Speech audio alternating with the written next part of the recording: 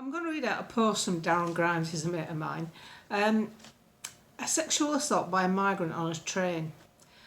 Hamada Salah, an asylum seeker living in Newcastle, subjected two lone women to a horrifying sexual assault on a Transpennine Express.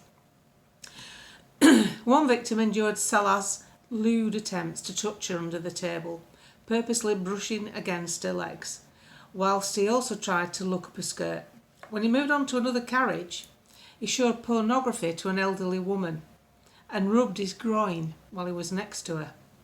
The court heard that Salah even called one victim the perfect age for sex and laughed when caught showing obscene images. His punishment? A suspended sentence of 44 weeks. Meaning he's free to walk our streets after what the judge, Caroline Scott, herself described as a terrible ordeal. Now, the thing is, he's an asylum seeker. He's living in Newcastle. This has happened. What I see here is arrogance and ingratitude. Never mind it being a criminal offence. What I see is someone who's got the audacity to come to someone else's country and behave like that, showing little or no respect, and probably, here's a picture of him, let's have a look, that's the picture the press have released. And probably coming from a country that won't even let women show any skin, that won't even allow women to vote, that won't even allow women to get an education, that won't allow women to wear anything but a big black cloth, that don't give women rights. He'll have come from a country so austere that he's decided to leave for a better life for himself. We have to assume that's his motive. And yet he comes to our country and behaves like an animal. Because we don't do that. Only criminals do that in this country. A criminal would do that. You would call him a sexual offender. If he was white, you would call him a sex offender.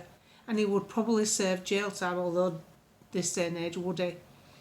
My point with this is the ingratitude and the aloof arrogance that this young man thinks he can walk into a nation, be kept by the nation, be given pocket money, food, shelter, heating, everything our pensioners don't get, and this is how he repays us, by behaving like that.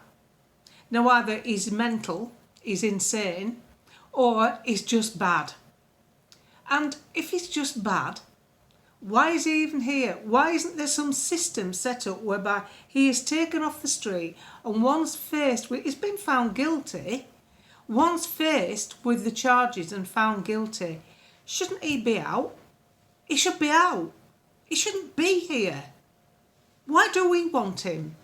Go home and behave like this. See how long you last in your own country.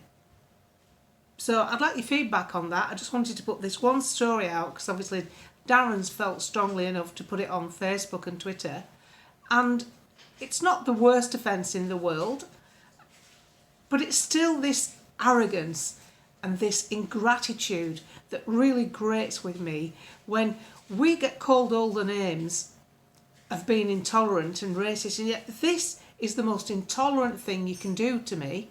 The most intolerant behaviour you can show me is coming to my country and not showing any respect for us that already live here, that were born here, that have generation after generation after generation of families here, and you treat us like dirt, as though you're going to be some sort of overlord one day.